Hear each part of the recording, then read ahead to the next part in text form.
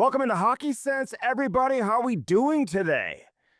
Well, we got a big show for you. Blues GM, president and GM, soon to be president, and not GM because Alexander Steen will be the GM. Set to join us here on Hockey Sense. Looking forward to a great conversation with Army, as we always do with we go very long. So here in the intro, we're not going to go nearly as long. We're going to go short so we can get to Army, because I know a lot of people are tuning in because they want to hear what the Blues GM has to say. And we get into a number of different topics and just kind of have a casual conversation as we typically do. Hockey Sense, brought to you by our friends over there at First Community. I saw them at the ballpark yesterday. At least I saw it on social media. I wasn't able to get to the ballpark. But again, not only do they support hockey here in St. Louis, unlike any other, but they support the Cardinals as well and do amazing work in the banking community. So if you run a business, for example, and I'm talking to you who are ready to take your business to the next level, First Community offers competitive rates on commercial loans, lines of credit, commercial credit cards too. Designed to help your business thrive, they have a dedicated team to help you get the funding you need so you can seize new opportunities. So if you didn't know First Community did commercial loans, now you do, because they do. But it's okay if you didn't know. Commercial vehicles, equipment, real estate, even SBA loans. First Community has been in business for over 90 years. They want to see your business grow. They're right here in town, too, in St. Louis. So check it out, firstcommunity.com. Blue Note Roofing, 314-920-5713. Give him a call today. Call David Novak. Talk some pucks with him. He'll give you his opinion on what's going on around the NHL. Loves talking hockey, but more importantly, he loves taking care of your roof, gutters, soffit, fascia, siding, whatever it is. 314-920-5713. Call David Novak today. Works with all of the big insurance companies. And if your roof is reaching or approaching 10 years of age, get the new roof now. A lot of times these insurance companies, they won't pay for it once it reaches 10 years. So if your roof is 10 years old, sometimes the insurance companies say, no, we're not going to pay for it. But if it's under 10 years, then they will pay for it. So get that free estimate. Get David Novak out there today. 314-920-5713. He's the best in the business. He'll talk pucks with you. I love talking hockey with you. He's at every game. Dirt Cheap Fun, your one-stop party shop. Download the app today for Dirt Cheap. They've got so many great deals on their app, they call them steals. Plus, they do free delivery if you live within 10 miles of a Dirt Cheap location. Just use that promo code BluesHockey. Don't sleep on the party supplies. All the paper goods, everything else they have going on in there. Dirt Cheap, Fun, your one-stop party shop. Best selection of beer, wine, and booze. The best selection of beer, wine, and booze. Plus, they got cigars. They have discounts on Blues game days. Let them take great care of you over there at Dirt Cheap Fun, your one-stop party shop. The Wallace family. Big shout out to Jason Wallace and everybody else. They take St. Louis to the next level. One Dirt Cheap at a time. Dirt Cheap Fun, your one-stop party shop.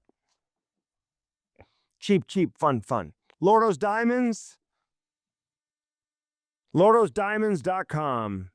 They've been in business for over 70 years. Say hi to Mike and Jimmy when you go in there. Let them take great care of you. Give you the best customer service you deserve and that you need. 314-432-8008. Right there in the heart of Ladue, right next to Truffles. You can't miss it. 314-432-8008. Best selection of engagement rings, too, if you're looking to pop that question. They've got great men's jewelry, too. Chains, watches, all of that. So it's not just for the ladies, but unbelievable selection of jewelry for all the females out there. You may walk in with a $100,000 budget. You may walk in there with a $500 budget or a $100 budget. Guess what? You're going to get treated exactly the same. That's what you get over at Lordo's Diamonds. LordosDiamonds.com. Check them out and check them out today. Easy Tiger Cannabis, EasyTigerAZ.com. Check out their great website. We love our friends over at Easy Tiger, smooth, high potency. Listen, no matter what you're dealing with, it could be sleep related, it could be pain related, health related. whatever it is, they've got something for you. Talk to one of their experts and get the best products for you. It could be gummies, it could be chocolates, it could be microdosing. I mean, whatever it is that you're looking for, flour, vapes, whatever it is you're into. Talk to the incredible staff, the expert staff at Easy Tiger. Easy Tiger AZ, they're so big they're going to be nationwide before you know it, all over the country. It's going to be the premier brand in the cannabis industry. Easy Tiger, baby. Proud sponsor of what we do here on Hockey Sense. Great hockey fans, too. All right, so the Blues win last night. They win 2-1 over San Jose. No Robert Thomas in the game. It is what it is. I mean, the league elected not to suspend Pierre-Luc Dubois. I could have gone either way with it. Maybe he could have gotten a game. I mean, there's no doubt that he took him down. But the league felt like there was not an intent to injure. Like the takedown wasn't necessarily intentional. Felt like the stick of Dubois kind of got lodged into Robert Thomas's skate. Thomas had his hand on his stick, couldn't get his arms free to brace the fall, hits his face on the ice. Cleared concussion protocol. He was deemed healthy by Jim Montgomery following Tuesday's game against Washington, which the Blues won. And I think a lot of people expected him to play last night against San Jose, but he wasn't able to. We'll see if he's in the lineup against Craig Berube and the Maple Leafs tomorrow night, Saturday night, at the Enterprise Center. Looking forward to that game. Should be a good one at the Enterprise Center coming up on Saturday with the Toronto Maple Leafs. So many things to get into. Philip Broberg was unbelievable last night. Logan Mailloux. I know people are getting upset with me about Logan Mailloux. I mean, come on. Now you see it. This is why patience is everything.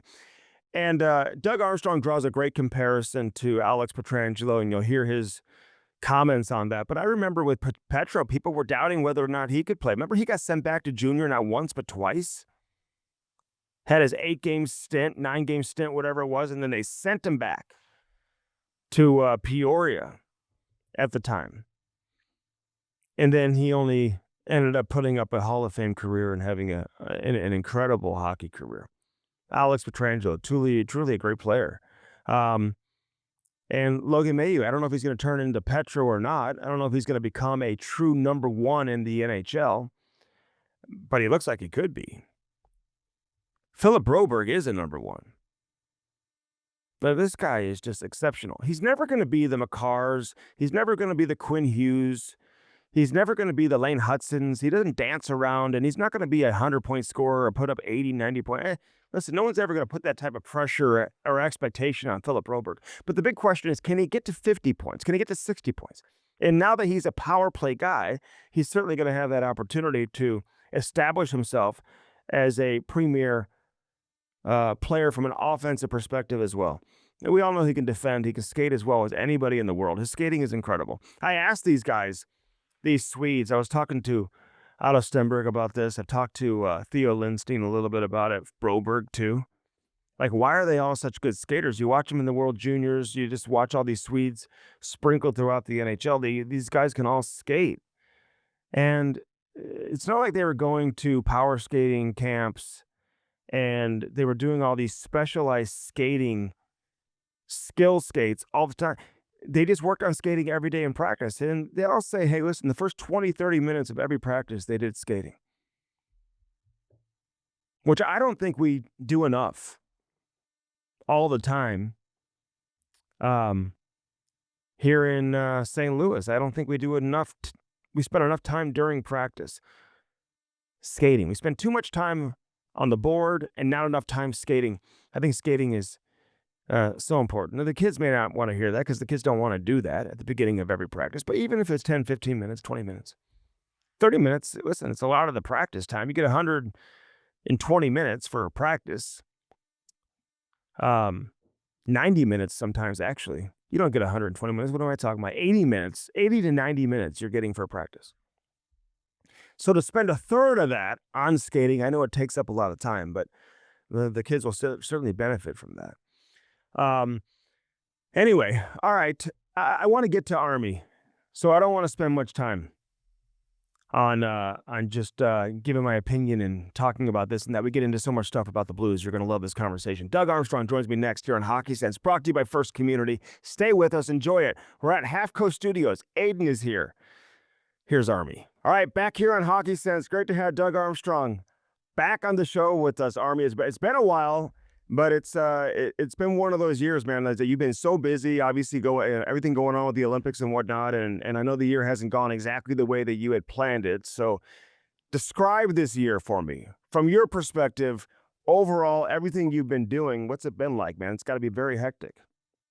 Yeah, I don't hectic's not the right term. I think you had a vision of how we were gonna play, uh, the Blues were gonna play this year. We thought we had brought in 2 younger players last year in Broberg and Holloway, brought in a new coach. We seemed to find some good footing the second half of last year. We had a strong finish, returning the majority of the core, almost all, well, the full core of that group. We just thought we were gonna continue to grow, in a positive fashion. And we had a poor opening game, but then I didn't think in game two we played great. But the second half we played better in Calgary. Then we played an excellent game in Vancouver, and I just said, okay, we found our footing now. We'll continue to grow. We'll learn. And then we were horrendous in that home game against Chicago, game four. And then our home record was really poor. And coming off of how good it was last year, and that was just the start of a tumultuous year where really nothing was going well. We didn't handle the adversity well at all as an organization. Uh, a lot of disappointment, and then people wanted to make a difference, and they almost they overworked in certain areas, thinking that it was all on them. And the more they did that, the worse it got. The only way you come out of these things is as a team. And it took us a long time to become a team and rely and trust on each other. Yeah, so the year has gone uh, nowhere near the way we thought it was. We thought we were going to be competitive. We thought we'd end up somewhere between 95, 93 to 100 points. That would have been a good year. If we were getting growth from Dvorsky and getting growth from Holloway and Broberg, we made the Mayu trade. We just thought we would stabilize and get better and stronger and trust different people. And that didn't go well. We get to the trade deadline. We just reconfirmed what we did 2 or 3 years ago when we traded O'Reilly and Tarasenko and Akjari and Mikla, that we were going one direction. We're trying to do it, serve two masters, stay competitive with veteran players and let young players grow. And this season proved that wasn't going to be sustainable. So we've moved on from some very good veteran players that have left a mark on this franchise and in this league. And we've opened the door for the young guys, and they're taking charge, or they're taking control of that now. Now, I'm a little. I don't put as much stock into the play this year as I did last year, because we're playing totally with house money. And I think we're going to have a great summer and a great training camp and come back with a very steely, determined focus to grow. Yeah, I want to ask you about that. And when I say hectic, I was talking about your personal schedule, Oh, just dealing with everything. You've been traveling, you've been going everywhere, all over the place, with all your responsibility with Hockey Canada and whatnot, and managing the Blues at the same time. So that was the yeah, hectic yeah. part. I You think racked up heck. the miles there, Army. Yeah, I think the hectic comes with playing poorly. That the travel, we do the travel anyways. I'm my management styles. I love to get out and scout. I love to watch, stay current with what's happening in the NHL. I just was able to do that looking at two different sets of players. Ones you could acquire for your team, and the other ones you have never a chance to acquire for Team Canada. And so it was a great experience. The Olympics were a great experience. Obviously, I was hoping to be on the positive end of the final game. The hockey gods sort of spoke that night, that it was somebody else's turn, but I was unbelievably privileged to work with those coaches and players. Um, we did everything we could do except score goals in that game.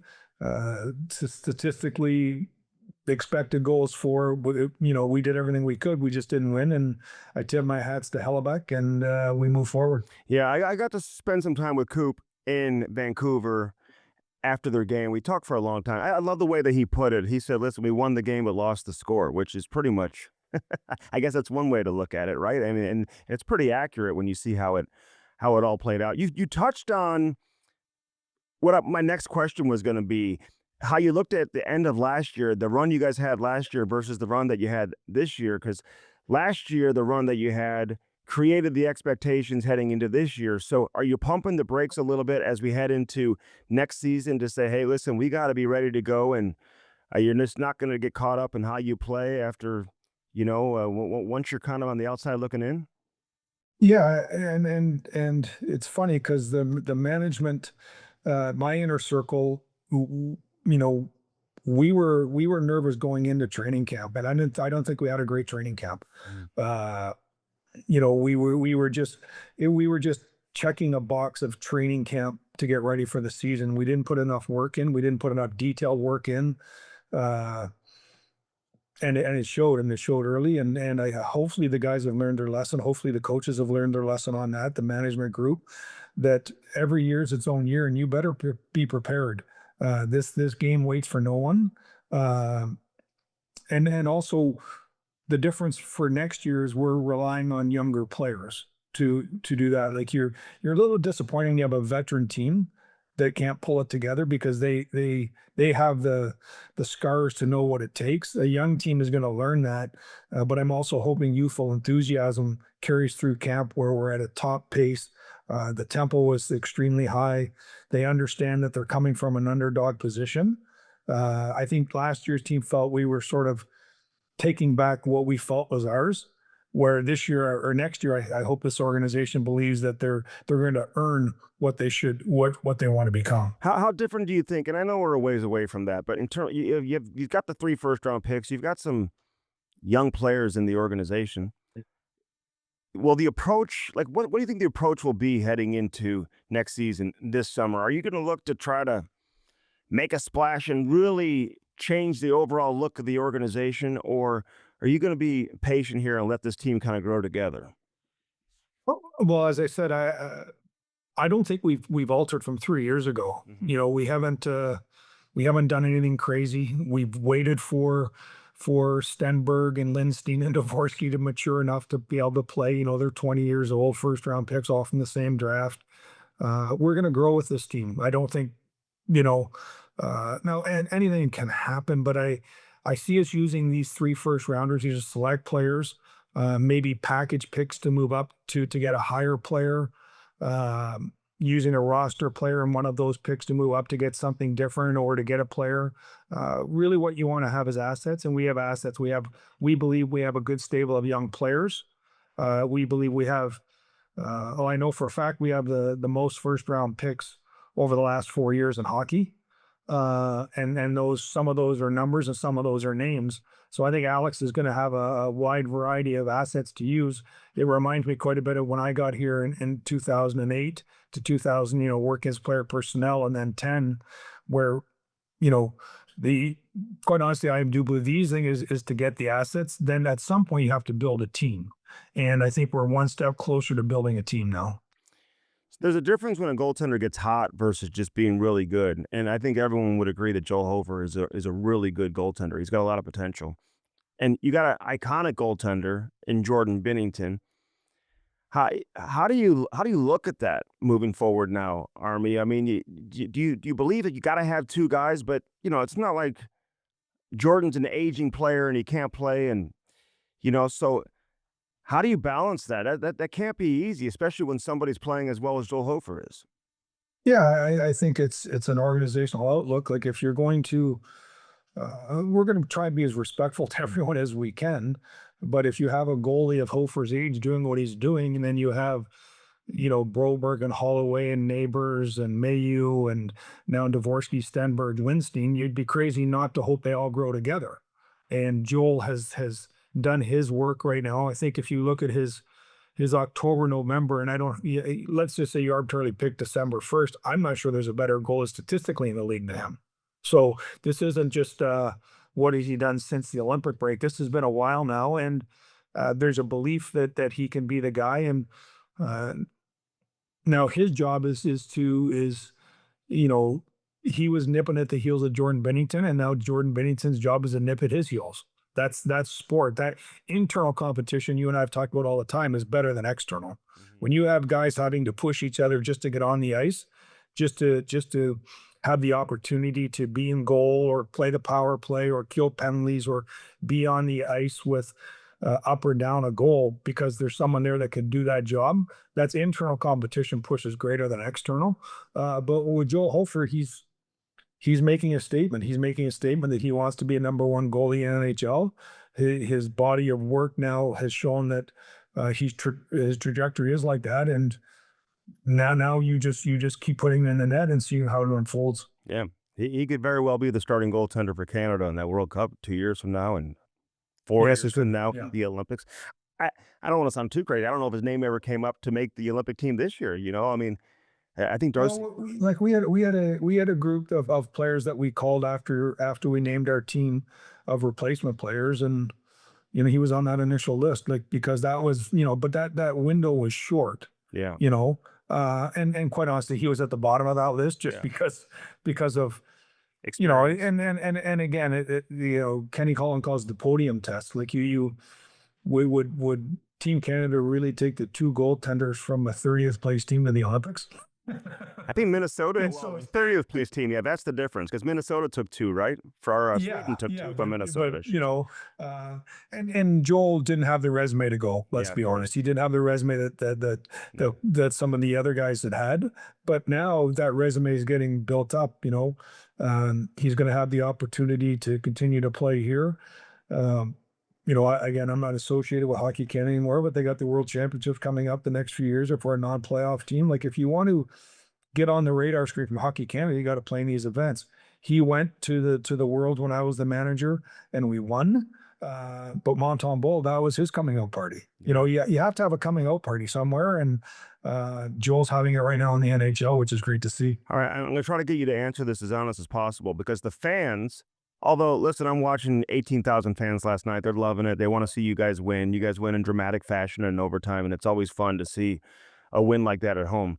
But, you got the draft coming up, and so, some fans, why did they keep winning? You want to see them lose. You want to see them get in position to get a big dog in the draft. I mean, every great team in the league has a guy. You almost need a guy nowadays, and the only way you get one is to get one of those top picks in reality, unless you find a way to trade for one. But by that time, they're usually at an advanced age. So as management, how do you look at it down the stretch here when you're focusing on the draft moving forward and then you've got the rest of the schedule to play out? Yeah, we actually were quite honest with our players on this, is that after the deadline, like your job is to win hockey games.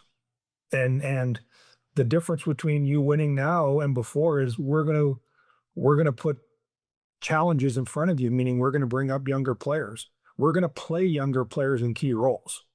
And and so I look at it as it's a win-win, Andy. Like if we brought those guys up and they just weren't quite ready and we were paying the price with points, that's okay. They're getting experience.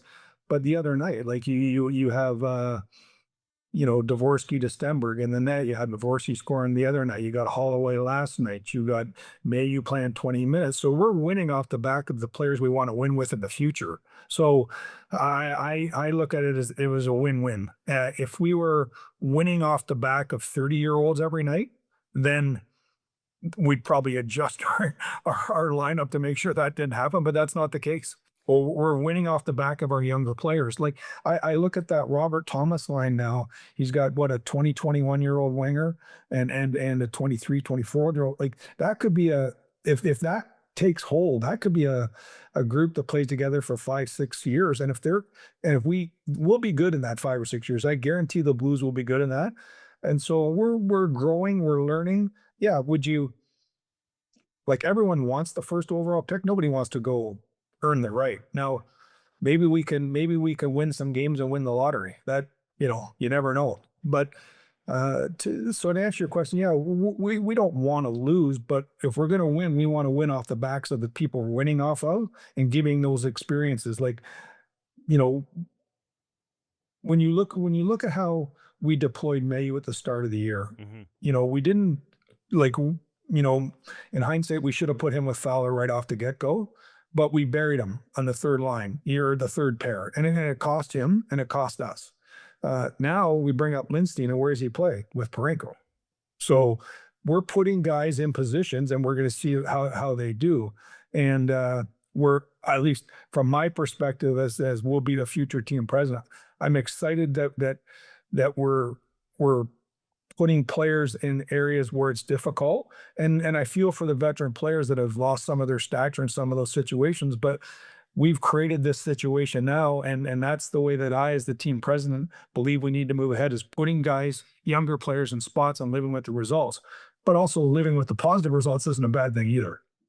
May, you got so mad at me last night because he was the third star and we interviewed the number one star. And he came to do the interview after being the third star. I'm like, no, it's not you. It's the number one star. So he was like, what do you mean? So then he had to walk away. So I was like, go be the number one star Saturday night. Then you come do the interview and you're the number one star. He's played, and that's the exciting part. I guess you'd want to look for silver linings in a year.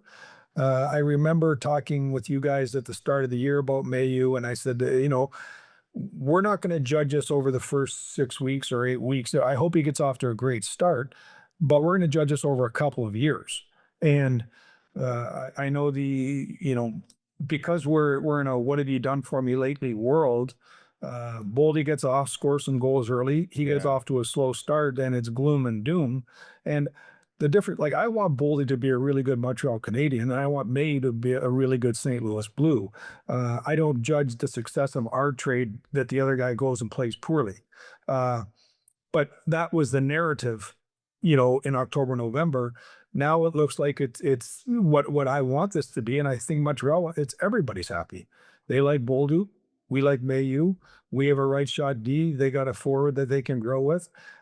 So I think the hardest part for management, and that's what I'm working with Alex on, and our group, is that you have to eliminate the white noise, and the white noise is those constant. What did you do last night? You're a good or bad person or player. I don't look at it like that. I think that that's short-sighted, and to really enjoy the success with someone like Logan, you have to go through the tough times. And I think, with him, with Holloway when he first got here at the start of the year to how he finished, with Broberg, we've seen the growth there, that if they know that we're going to push them, we're going to prod them, we're going to be hard on them, but ultimately we want them to succeed, then they return that in favor. Yeah.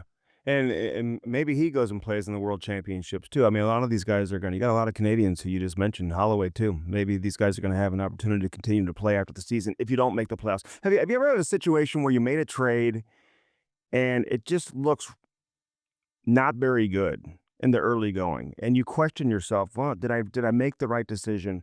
And then all of a sudden things just change quickly, and you start feeling good about it. I mean, because it's easy, like you said, to block out the white noise, but sometimes that's difficult because you're watching the games, especially when a player's struggling. Yeah, Like, I would how say, hard is it to be patient with that? for me, that trade, it's easy to be patient because you understand that it's going to take time. The ones where when you're a winning organization and you're putting a final piece onto the team, a first round pick, and the guy comes in and there's just no synergy, then you question what you're doing.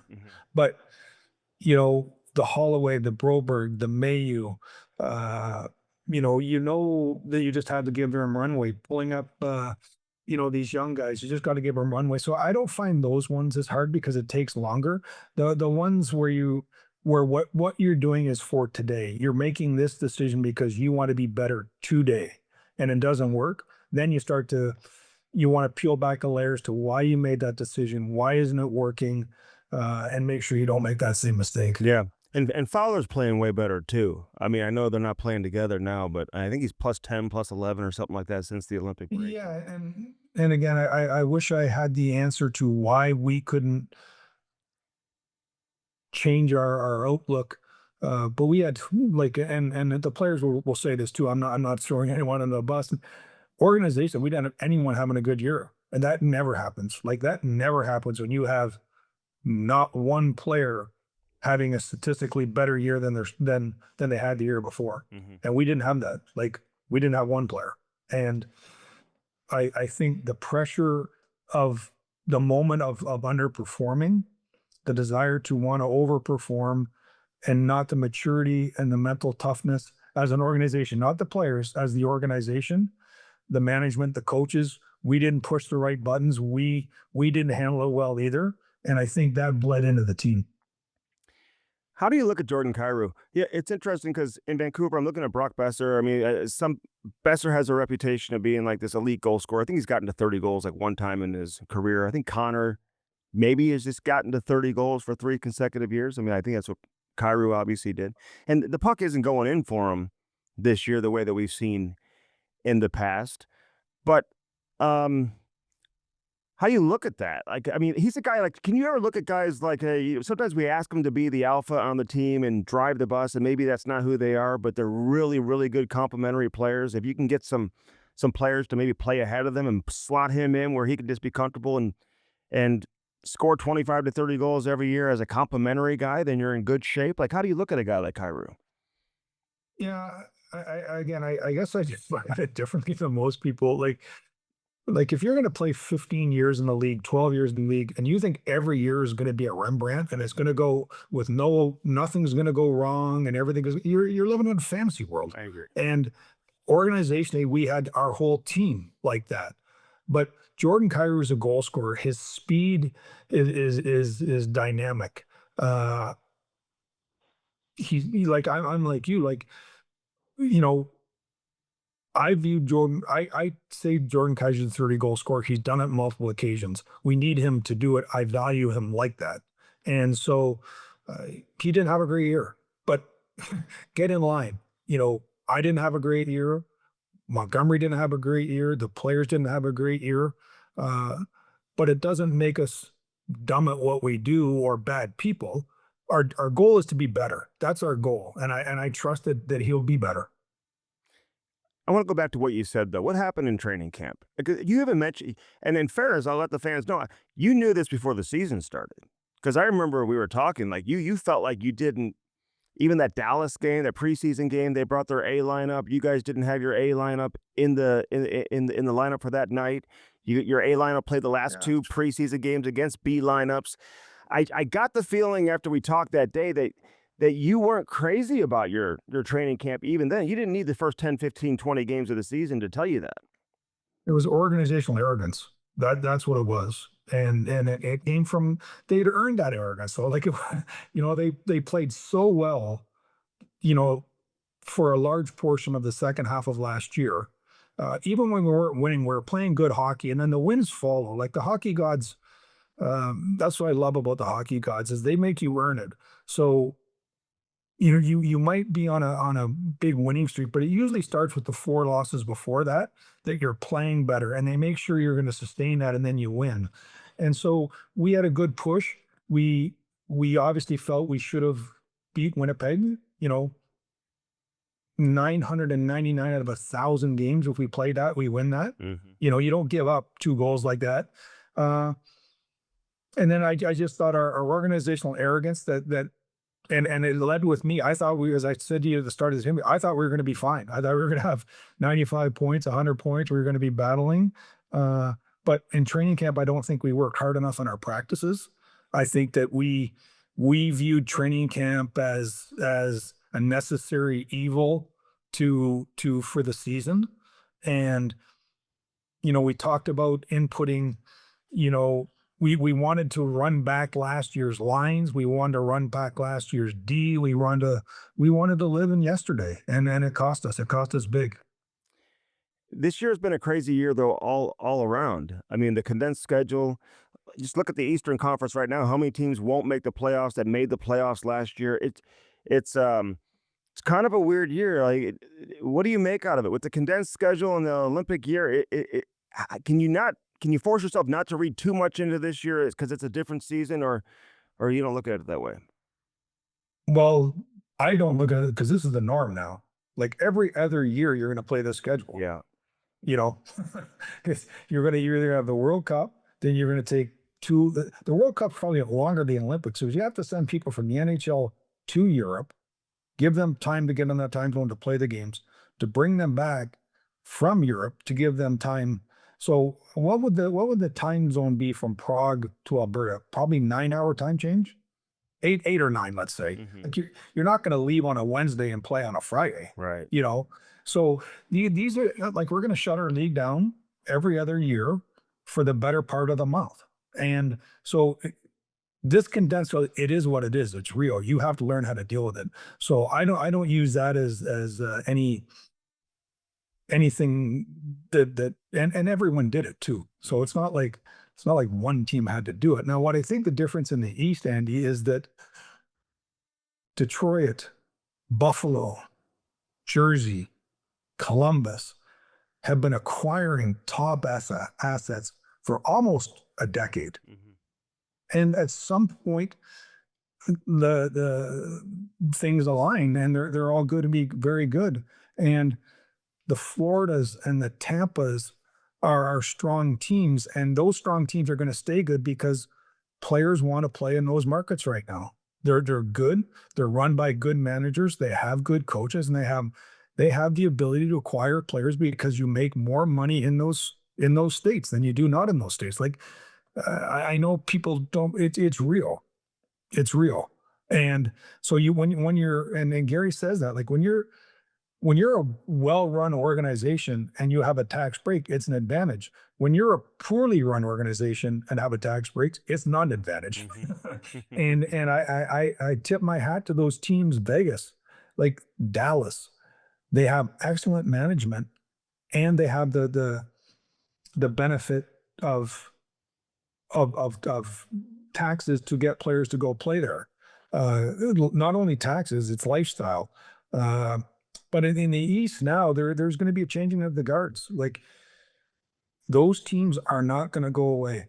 Like I look at the Red Wings, and I think Steve Eisman has done an unbelievable job with Detroit. They haven't made the playoffs in a while, but that's a real team. And you look at the goal they have at Michigan State. You look at their prospect list. He's done a hell of a job there, and it's that gratification. What has he done today? Why aren't we in it today? But I don't know if there's probably 28 managers in the NHL that wouldn't say, do you want to swap organizations for the next decade? That wouldn't say, I'll take Detroit's. Yeah. So my point is, in the West too, there has been a changing of the guards. Like L.A., St. Louis, Chicago. We were the cream of the crop for a while, and we're sort of the last one of the cream of the crop that's going through the retool or the rebuild. Chicago got there earlier, and then L.A., and now we just want to get into it later and come out of it quicker. Yeah. Trey Augustine's the goalie you're talking about from Yeah, he's Houston State. He outstanding. stood on Yeah. his head last night. He was unbelievable. Yeah. So, for Michigan State. How do you look at the 19-year rule in the American League? You're going to have Carbonneau coming in potentially. You got Yurosek. Who knows? He could make your team next year. We'll see how that plays out, I guess. But is that something you would be in favor of and that you could really take advantage of? I'd have to say that I'm in the group that if it's not broken, don't fix it. The NHL, like 2/3 of our first round picks come from the CHL. That's our biggest feeder of players. Uh, and what makes the CHL a good league is that 17-year-olds have to play against good 19-year-olds, and it makes them better. Yeah. If that league loses 2/3 of their best players every year, you know, the league's going to be watered down. Now, the difference, Andy, too, is a lot of those 19-year-olds were going to leave anyways Go to college. for the NCAA. So I don't feel quite as nervous. I wish, it's not broken now. If the NCAA didn't have the nil money in it and that wasn't an option now, then I would be 100% against this. But if they're moving anyways, we might as well get control of them, because you look at the NCAA, not every 19-year-old is prepared for that. And I think when people think of this rule, they think, well, it's the Celebrinis of the world. No, it's what you're talking about. It's the guys that are taking 18, 21, 25. Like if you're taking in the late 20s and you're going to go play and you're 19, you're going to play against the average freshman's 21, play against juniors that are 23, you might not be ready for that. And so I think the CHL allows you to be the top dog. One of the things I learned from Steve Eisenman when I worked for him, I asked him about, what made him a good pro. He said, like in Peterborough, he played 5-on-6, 6-on-5. He killed penalties on the power play. So when he got in the NHL, he had something to refer back to. And that usually is your 19-year-old. Now, Eisenman was a top pick. He didn't play there, but uh, if you don't have anything to refer back to when you're asked to win the NHL and you fail, like why would we be surprised that you failed? So I love the 19-year-old being in the CHL because it makes them take a leadership role. It makes them carry a team. But also I know that the landscape around that has changed. But we'll have no effect on it. It won't affect the Blues the way it sits now. Uh, if we draft 3 normal CHL 18-year-olds, they can't go this year. Carbonell was a late birthday, so he's going to turn pro anyways. So it doesn't affect him. Juracek, it would have affected Juracek this year, but next year it wouldn't affect. He's turning pro anyway. So we're actually, the way we sit today with our roster, we'll have no 19-year-olds that could be eligible for that. Now I say that, let's say we draft 3 late birthdays from the CHL, they all could be eligible for that. So it's just a different dynamic that we're going to have to work around. And but I'm a big believer. Like if the CHL has done a great job, and you better be careful biting the hand that feeds you. Yeah. A couple more things for you. Philip Broberg, he's playing like a number one. I mean, he plays in every situation, and he's just impacting the game all over the ice. His overtime last night was just the final play. It kind of tells you everything you need to know. But do you see him, like you look at the flashy number ones nowadays, and you obviously saw it at the Olympics with Makar, and you see Quinn Hughes, and you see all these other guys. Could he eventually leap into that level of production where, I mean, those guys are putting up close to 100 points. Yeah, 80, 90 no, points. I wouldn't want to put that pressure on. Could he be a 50-point guy? Like, could you see, like, is that the next step for him offensively to be able to, he creates so much, but now establishing that next level of finish and creativity and playmaking?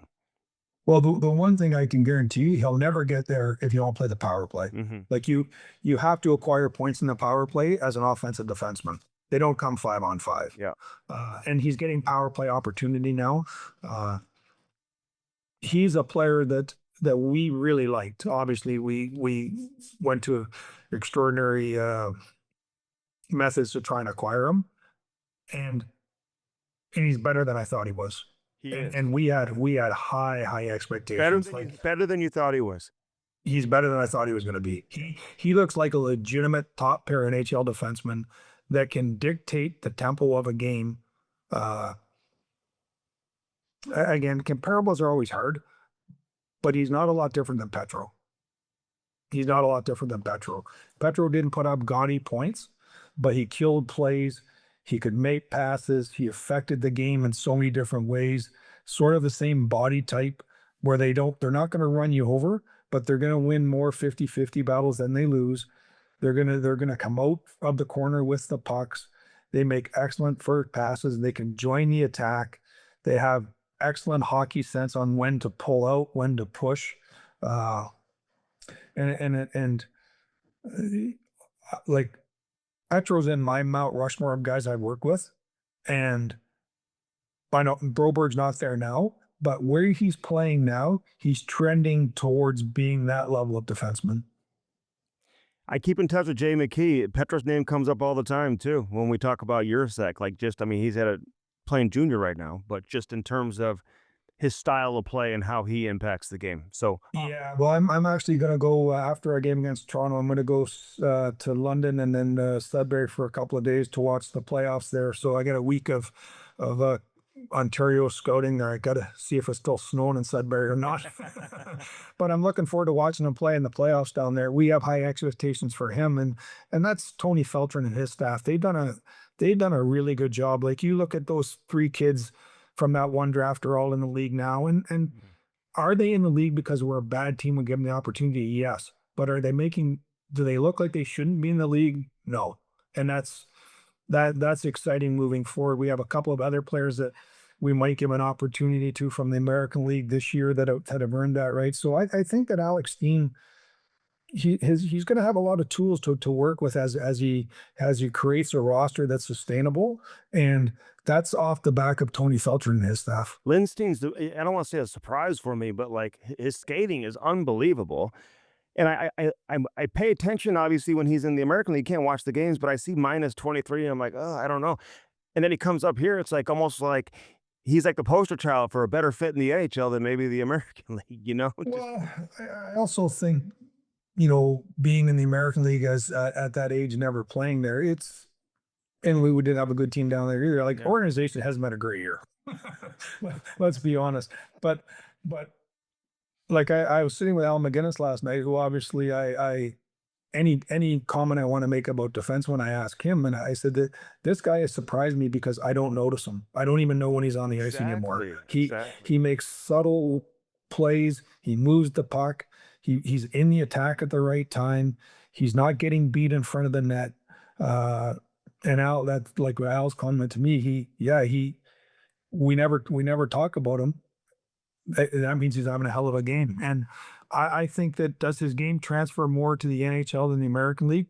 I don't want to get overcome with a small sample size on carefree hockey. But I've been very impressed with what he's been able to do, and I give Colin Pranko a lot of credit for that too. Like he brought him in, he's worked with them, he's making sure that he's sharing his experiences, and I think he's the benefactor of that too. Yeah, I talked to Lindstein about that yesterday. We did a pregame interview. But this it's brilliant analysis on your part, honestly, just in terms of how you had articulated that, because it's so true. You don't notice him a ton during the game, but when you do, he just pops, with his ability to close in on guys and gap up on guys. Yeah. How's Steve Ott doing? T-Bots, that he's done very well down there. Again, the organization hasn't been a great year, and we had to make a hard decision on someone I really respect in Connell. But Otter's enthusiasm. So this is the way I look at it. Like, Otter was going to get that new coach bump because he brings unreal energy, unreal enthusiasm to a group, but that wanes.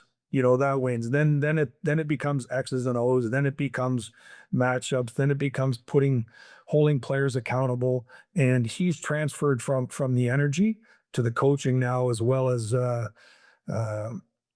we hope, maybe even better. And now we have these junior players and college players that seasons are ending when we're going to have American League games left. We signed Trudeau, and Otter knows he's going to play him right in that area and see what he can do. Uh, Barring anything absolutely crazy, which I'm not counting on. The Stenbergs and the Lindsteins will have an opportunity to play playoff hockey down there. Uh, the Final Four, like if Michigan State loses a guy like Ralph has his decision to make, Carbonneau and Juracek, like if they get bumped early, like there's an opportunity for that to be really exciting April and May down there if we get the guys down there. But to Odd, I know he's ready for that challenge. He's done a very good job there. And what now is, as I said, that new coach bump, that enthusiasm, that energy is gone, and he's proving to everyone that he has a tactical and emotional stability to guide a franchise. I think he's an NHL head coach. I think another year down there, and then you need the opportunity. But I think he has all the traits of what I believe is a good NHL coach. Yeah, so he will be down. He's your coach down there for next year, right? He's got a contract and whatnot. Is that No, he doesn't have a contract, so we'll obviously work towards getting that done. I think that his relationship with myself goes back a number of years. His relation with Alex, as teammates, I hope he believes we're his best avenue to get to the NHL. I believe we're his best avenue to get to the NHL, and then we're going to work towards that. And what I like about Otter, his head is where his feet are, and he and his family have made that commitment, and I expect that he'll be down there next year, because that's the best growth for the best place to grow. And one of the things that we try and impress on the guys is, like, make sure you get to wherever you're going to go, the final destination, at the right time. Don't get there too early, because when you get there too early, you can get out of there too early. So the foundation building is really important for Steve, and I think he's doing a great job building that now. Any story of how that went down? I mean, like, when did you start thinking? Like, was that during the? I think we were in Edmonton. Like, you Yeah, just well, it was is Steve and I have talked about him taking that American League step the last couple of years, you know, but he felt there was more to learn here, and that's what I like about Steve. He has a plan, you know, and his plan was to gain as much information here as he could, and then he was going to go apply it, you know. Um, and yeah, so the team wasn't going well down there. Uh, yeah, I hate you hate making coaching changes at any level, yeah. but very rarely do you do it in the middle of the season at the American League level. Uh, but there was just enough information there that we needed to try something different. And it wasn't that it was again more organizational than it was on Connell, but ultimately someone always pays the price. The manager, the head coach, the assistant, like a player, like when things aren't going good, like the gun fires the bullet, it always hits somebody. Mhm. Yeah. You just don't know who it's going to hit. Uh, but when I talked to Steven and Alex and I went through the process of, you know, and I went to him, it took him, I said, call your wife. He goes, I don't need to call my wife. It's time. And he went and, I felt bad for Jim because I didn't tell him what we were doing. I told him it was done before. I didn't tell him we were thinking about it because, you know, sort of stay in your lane. Um, but I could see his mind. He was happy for Otter, but he was also white as a ghost because he understood what Otter was doing for him and for us. And then ultimately he supports Otter. But like every decision has an effect, and it affects a lot more than people think. You know, whether it affected Monty and his staff, but it also affected Erica and their kids Mhm. and his hockey, the kids' hockey, and how their life was going to change. It's a, you know, the fans are awesome. They love us between 7 and 9:30 most nights, but it's the rest of the time that's the real life, and the real life part of it is sometimes not fair. But to a guy like Otter to take that leap of faith in himself to wanting to reach the goal to be a head coach, I'm very proud of him. Okay, and well said, and I'm happy for Otter too. All right, last thing, because I don't get too caught up in this.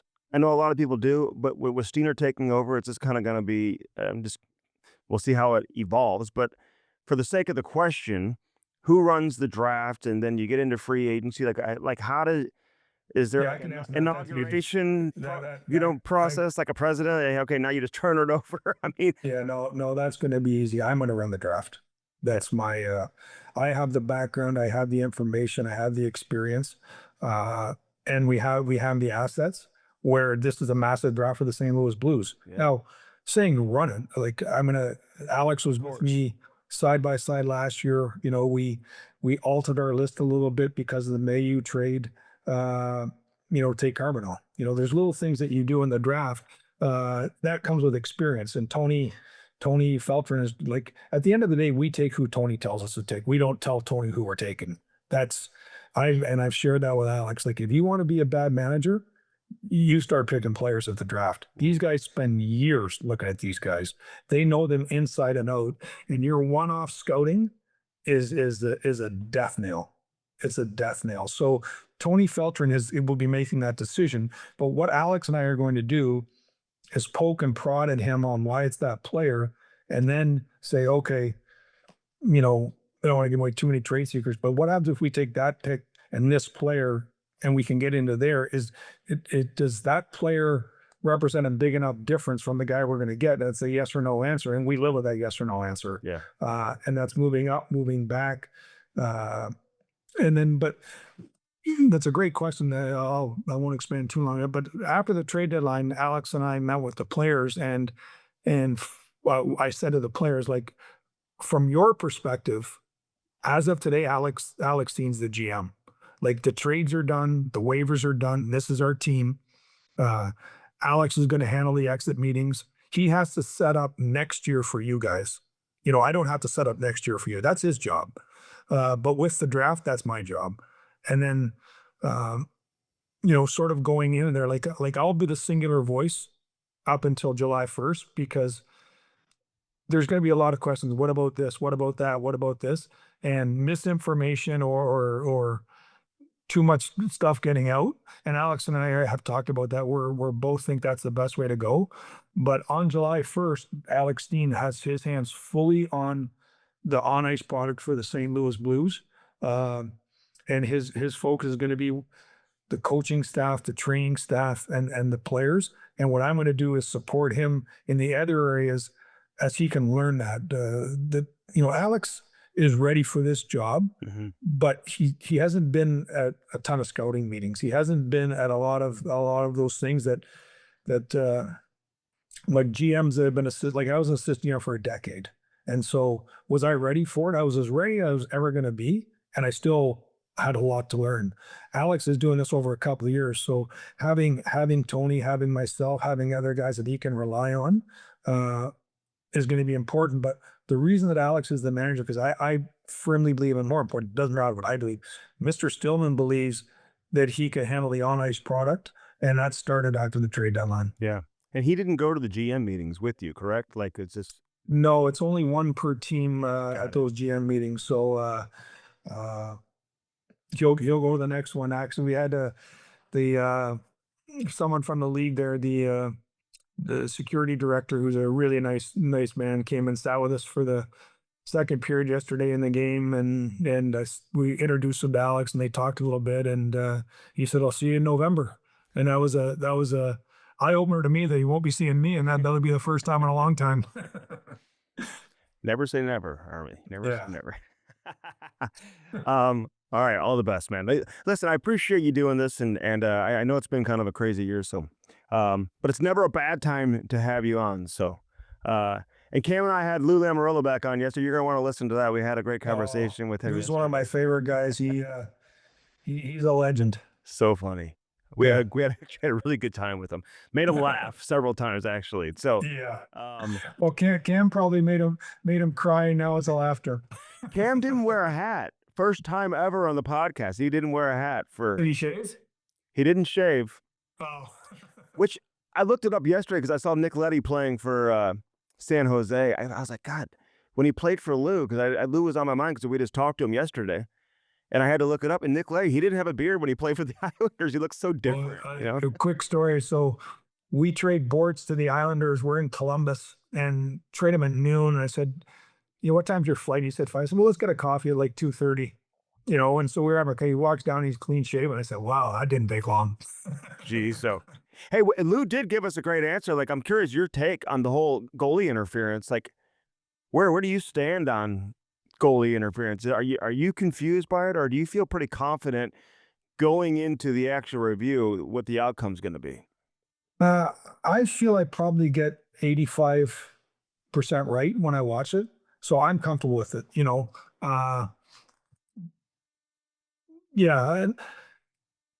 I'm actually comfortable with it. Like it's a difficult job in the moment. Your eyes can play tricks on you depending on what team you want to get a goal or not get a goal. But when you look at it the next morning, the league does a great job too. Like they send out every offside, every review play they send to us the next morning, and we get to look at them. And when I wake up, like there was a couple today, and I woke up, I got them both right. and so it's, but the ones that are close, I'll call, I'll get an explanation because we want to do it right. But I think once you bring in review and it's a judgment review, it's not like football. Did the ball cross the plane? That's like if we had review just did the puck cross the goal line, you wouldn't have it. But these are somewhat judgmental calls too, and so I think the league does a good job. I think they explain it well. Are we ever going to 100% agree? Not likely, and especially if you have a vested interest in the game. Yeah, the body contact with the goaltender, to me, those are less difficult to determine. It's more with the stick and the pad. I think sometimes gets a little bit confusing. Yeah, it's loose puck. It's loose puck. Yeah, again, I think, Andy, because I worked in the league without it. I was here when we brought it in, and I've lived with it. So I have a pretty good feel for it, and I'm a big believer. Like everything evens out in life. Mm-hmm. So if you want to make this a big issue, and if you think the world's out to get you, then you're gonna have to live with those thought process consequences. And I'm not saying I'm perfect. Like we had the one in San Jose, and I learned a lot from Craig Ruby because I was hot Mm-hmm. and he wasn't. And I said, I got to learn from that because Wow. he realized at the end of the day, it didn't matter. It didn't matter. They won the game, Mm-hmm. and you got to move on. And I've tried to learn from Craig in that area that you can be as hot as you want, but if you're going to let it consume you, it's not going to call the next day and say, you know what, we decided to change the score of the game.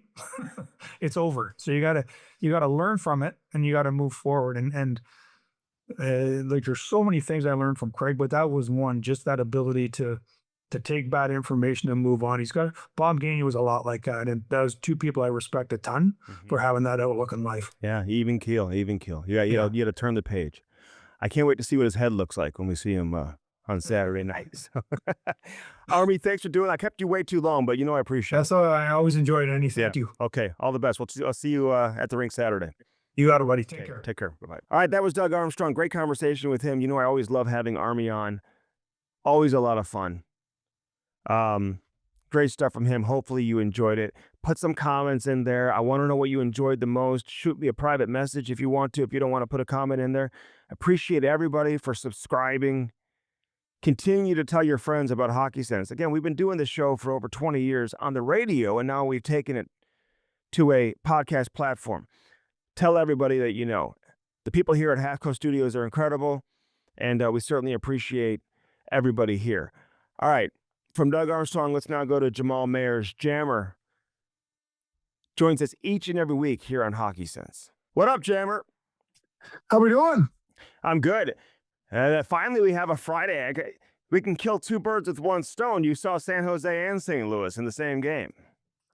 That was the best part. And I was doing TV, so I was on the bench for the pregame and got to see a different look, different perspective, do my little interview there, and then headed upstairs to call the game. It was fun. Wasn't the prettiest game. Like, there wasn't a lot of room on the ice. I don't think either team really played, got to their A game, and again, like you see teams that are outside of the playoffs, it kind of is what it is.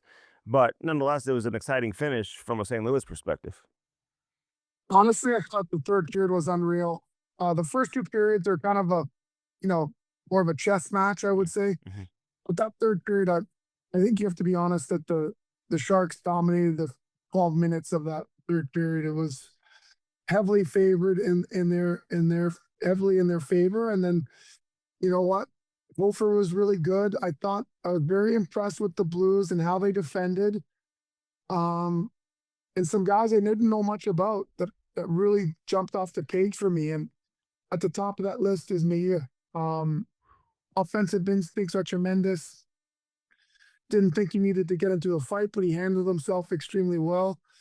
And more importantly, I think they got something special there with that young player, and not knowing much about him. And I think sometimes when you move a guy out, like moving Falk, created the space for him to really take off. And I was really impressed by him. No doubt. And I just talked to Army about him a lot, so I don't want to spend too much time on it. But I mean, Army felt like maybe they put him in a bad spot for much of the season when he first came in, being on the third pair, playing with Tucker. They waited too long to get him with Fowler to play with more of a veteran guy. And now he's playing with Broberg, and he's just really coming into his own. He only had 8 career games or something like that coming into the season. I think it was somewhere in that range. So listen, man, it takes time, but you got to be impressed with this kid, and he's only going to get better. He's so young, Jammer. What I was most impressed with is, I'm not sure he does this every night, but he has an amazing amount of confidence. Like, it's one thing, the modern defensemen, these young guys, they're not just a part of it on the rush. They're not just a part of it in zone. They stay low when it makes sense. Yeah. And that his instincts in that regard are really, really high end. He's got the skill to match. So it's going to be interesting what he does on a full season. Yeah, he does that every game too. Who's the kid he fought? Because A stop truck. he's throwing bombs. Yeah, he's a tough kid. He doesn't fight very often, but he's a big kid. He's a tough kid, not afraid to mix it up. And, you know, in my opinion, he should do it more, only in the sense that he'll create a little bit more space for himself. Yeah, Mayu, he told me they had fought one time before, so I would imagine that was in the American League. Had you seen Celebrini look as frustrated as he looked yesterday? He was visibly frustrated, slamming his stick, that type of stuff. Does he typically do that? No, but I mean, he's never gone 6 games without a point or without a goal. That'll do And it. I think that, you know, this is the guy who's led the group. I believe he has 96 points Yeah. on the season. I'm sure I mean, he's 19. Sometimes we forget that. Like, he's 19. And so he's 4 points away from 100 points as a 19-year-old. Like, I'm sure there's a little bit of pressure to get to that number. Just like when I can't even equate to it, but, you know, in college when I had 19 and you want to get to 20, and, you know, it just, it's sitting there, you know, it's right there for him. And so I think there's that frustration that he's having. You know, the game's gotten harder. Teams are defending him harder, and you know, he played much better though. Like, there was another level for him that he got to, I believe, in that third period. That if he does that in the next game against Columbus for the entire game, he's gonna pop off again. How did you, from the San Jose perspective, break down the final play? Because he was on the ice. I felt like he was on the ice for Yeah. like 4 of the 5 minutes. He kind of stopped skating. So I don't know if he got tired or if he just thought the buzzer was going to sound or he didn't think Holloway was going to get to it. Like, how did you guys analyze that? Yeah, all of the above. I think that, first of all, I think all 3 stopped playing. I think that the Blues didn't stop playing. I think it was a really heads up play, I believe, by Bolberg to have the awareness to get that puck up the ice as quickly as possible. I think Nedeljkovic misplayed it, if I'm being honest. There's no reason for him to be standing on the goal line. Like, I know he was kind of stuck in between, do I go out? Do I not go out? I just don't like to see a short side shelf goal. I mean, it's a tremendous shot, I got you. but I don't like when the goaltender, and he played unreal. I mean, I think there was an overtime save where he came across, I believe, on who was it that Dvorsky? Dvorsky, when he had enough patience and tried to outweight him, and he did a really nice job sliding with him and gave him nothing. That was an unreal save, that It save of the was. game. Yeah, I think he just stopped playing. To be honest, I think they thought the game was over. Orlov had a shot, you know, in between the hash marks to end it, misses the net. Next thing you know, there was too much time on the clock, and they end up winning it. The indirect pass off the boards there by Broberg. How much do you talk to your kids about that? Like, that's such a great A lot. play, and I feel like coaches don't teach that. Jeff Brown was really the first one who I remember just really preaching that to young kids, you know? But like, it's such a great play, and defensemen need to know how to be able to make that pass. They do. And it's funny because we do it. I try to do it almost every practice. I think there's drills you can design for quick ups, regroups. I think a part of that evolution is hitting the dot line, indirect off the boards to space, indirect to actually try to put it on the stick. All of those skills can be learned and taught, and I think they should be encouraged, because as they get older, there's going to be a little more structure in the neutral zone, and you're not going to have the direct plays. Sometimes aren't there, but indirect to space, indirect to a player who's slashing is the next best option that, I mean, you have to be able to make as a defenseman. And it's always, for me, when they have the space and the ability, they need to have their post facing up ice. And a lot of times it's less handle. They overhandle the puck. So just keep that puck on the back end. No need to stick handle it. Just hold it until you choose to move it, versus stick handling it. A lot of the defensemen, in my opinion, overhandle it at a young age nowadays. So when Celebrity's not scoring, like who's the next guy? Like Wemberg stood out for me yesterday. He scored the goal, hit the crossbar. Obviously, Eklund, he can spin off of guys, has really good edge work and the way he can hang on to pucks. But who's that next guy for you on that team? Well, it's a great question. I think that's the question they're trying to answer. Historically, it's been Toffoli. I think that he's a little bit long in the tooth. They're hoping that Lisa can be that guy, more of a passer. They certainly hope Sherwood will be that guy to get, be a 25 goal guy. But I think the answer to that question is probably Eklund, if I'm being honest.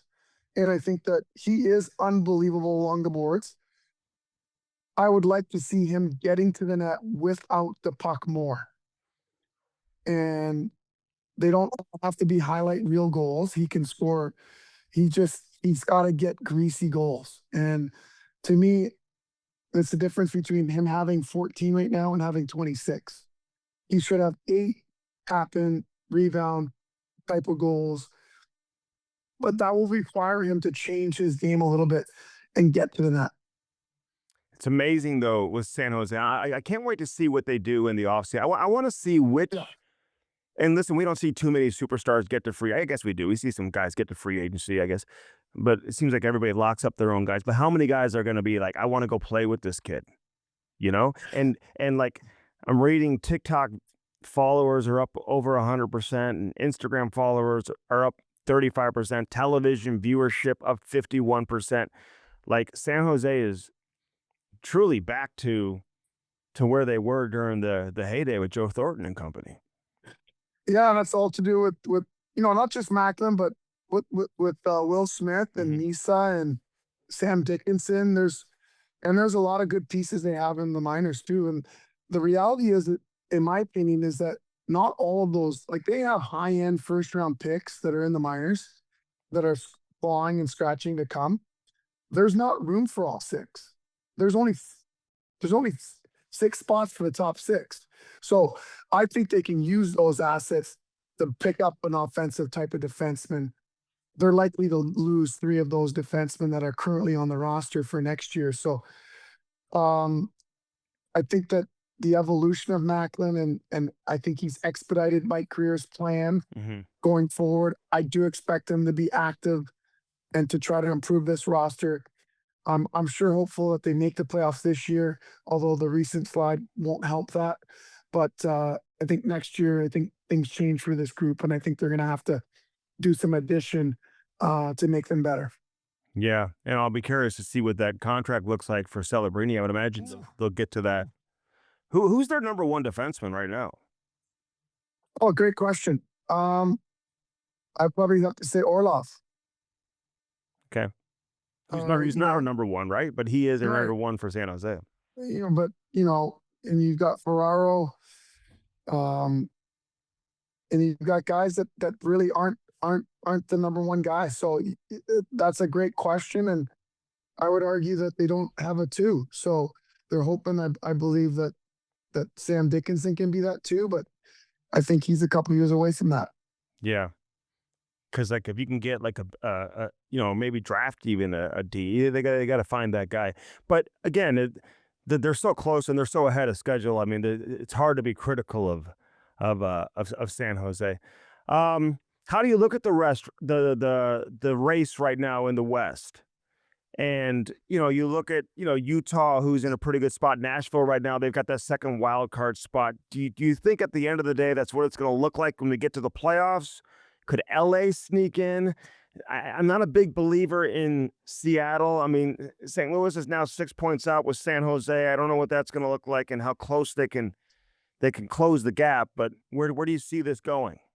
Yeah, I think it's a 2-legged race. I think Utah's going to be in there. I think that they've done enough down the stretch here to get in there. I think you're going to see it. I would agree with you. I think it's Nashville and LA vying for that last spot. I have to think that it's interesting because I can make a case for both. For Nashville, I think they have enough veterans on there to find a way to get in, Mm-hmm. to kind of stay focused, not be overwhelmed by the moments. On the LA side of it, you wonder how much that group is going to rally behind Kopitar and getting him in the playoffs for his last year. And so those two factors at play, I think, are going to be really interesting. But um, that's who I think it's going to come down to, if I'm being honest. Hey, what do you think of the Dubois takedown of Robert Thomas, Pierre-Luc Dubois? He didn't get a game. I talked to people close with player safety. They didn't feel like a suspension was necessary. They didn't feel like it was intentional. So what was your read on that? I don't think you get a pass for it not being intentional.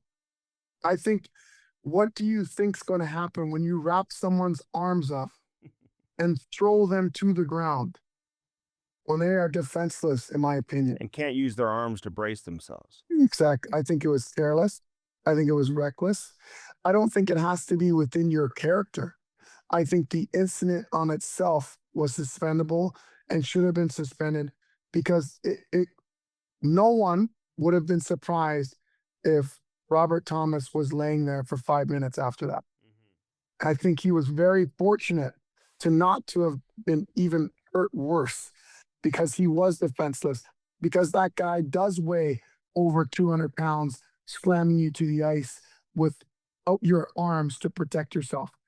I think a missed opportunity to send a message that even if it's not intentional, if you do something reckless, you will be suspended. And I personally believe it's hard, because I think in my opinion, they use precedents too much sometimes and don't just look at what happened. Like, it was reckless, it was careless. He could have got seriously injured. He was injured. You're suspended. Like, I don't think you need to overcomplicate it. Okay. Well said, Jammer. All right, we're gonna keep this one short. You're in Michigan right now, watching Crew and the 2012 AAA Blues during the USA Hockey Nationals. How are they doing so far? Well, we lost in overtime in our first game to the Caesars, who are like 5 or 6 in the country. We lost them at Fairfield 3-2 in a very close game. They were the number 1 team in the country. And I think, unfortunately, I think if you lose 2, you don't get to be one of the top 2 to go into Sunday's semifinal. But we did beat Okanagan yesterday 3-0, and then today we played Dallas, and then tomorrow LA. And so proud of the boys. I think we surprised the number 1 team in the country by only losing them by they beat everybody by 8 goals. So Yeah.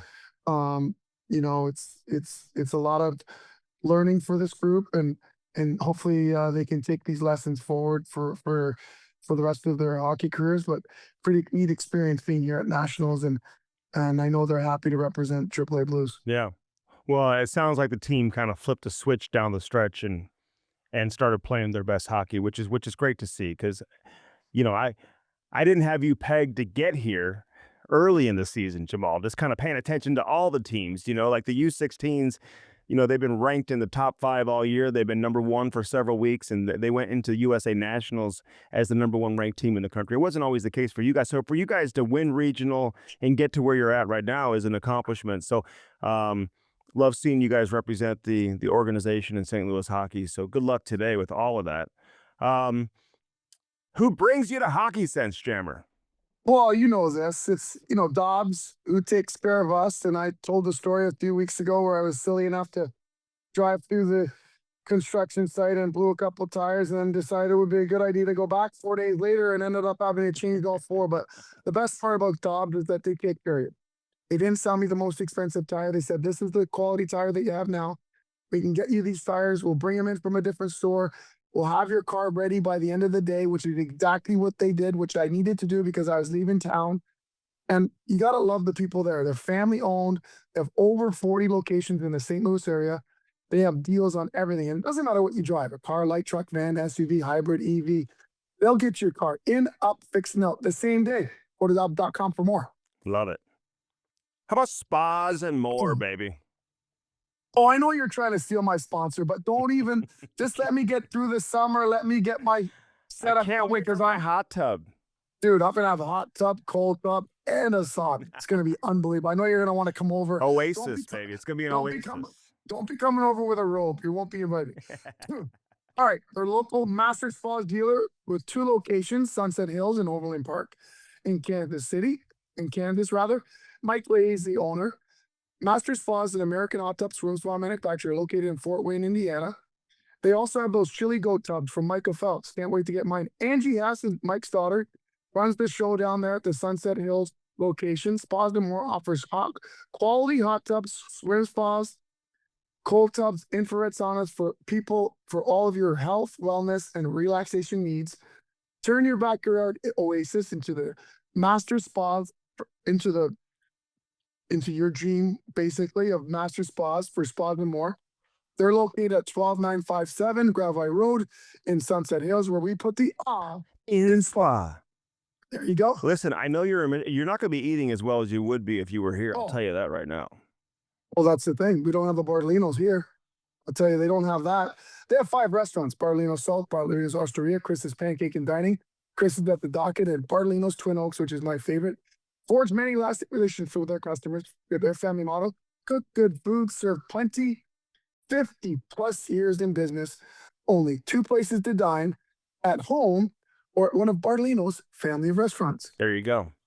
All right, Jammer, great stuff, man. Tell crew and the boys best of luck, and look forward to seeing the results of those games later on today and tomorrow. And I know your schedule's been crazy too, so it'll slow down. Where are we at next Friday?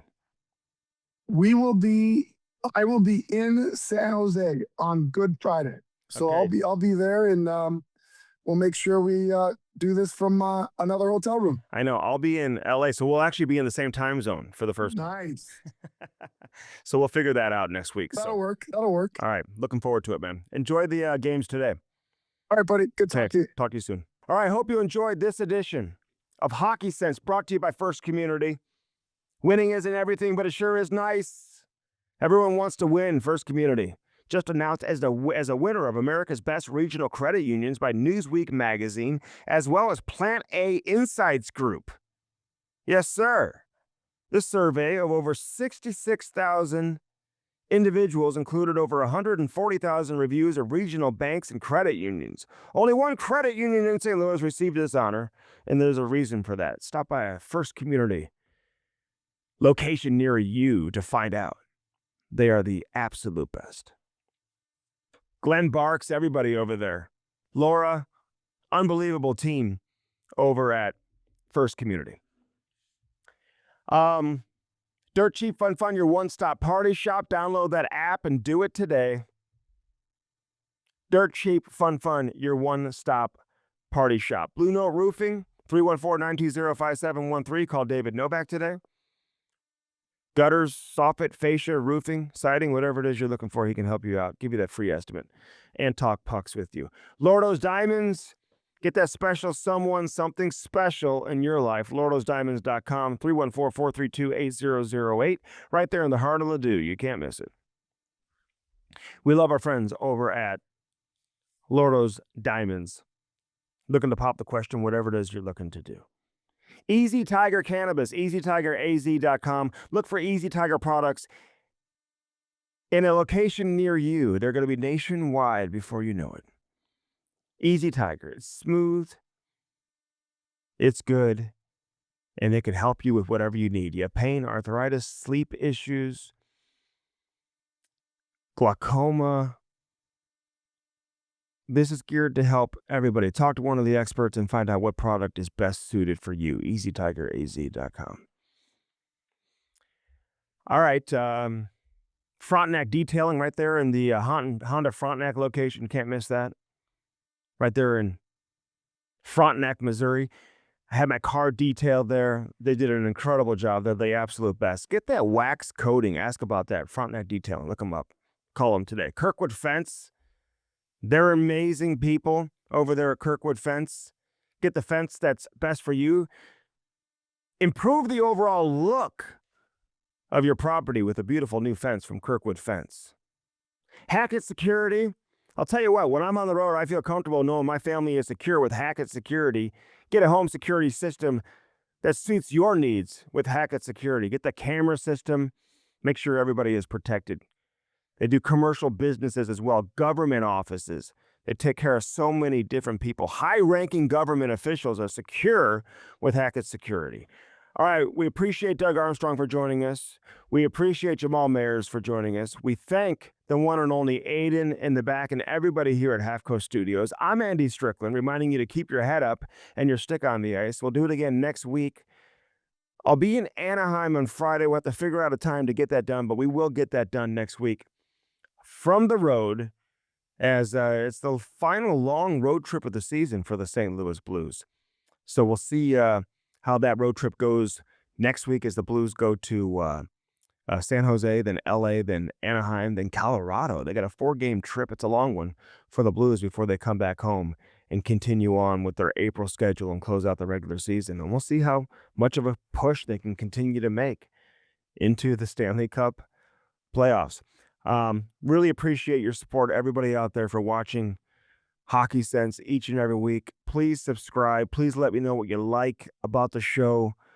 Leave me a comment, and hope everybody enjoyed this week's episode. Have a great weekend, everybody.